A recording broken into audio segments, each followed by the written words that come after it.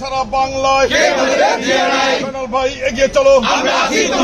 কেন্দ্রীয় কমিটির vice chairman, supreme court বারের বারবার নির্বাচিত সভাপতি সম্পাদক নির্বাচিত হয় বরিশাল বারের পক্ষ থেকে, আইনজীবী ফোরাম বরিশাল ইউনিটের পক্ষ থেকে আমরা তাদেরকে শুভেচ্ছা এবং অভিনন্দন জানাচ্ছি এবং তাদের দীর্ঘায়ু কামনা করছি।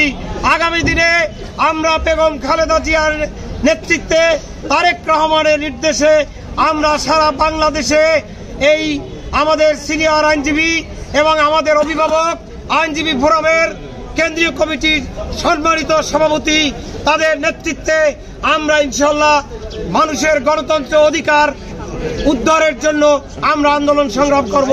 সকলকে ধন্যবাদ।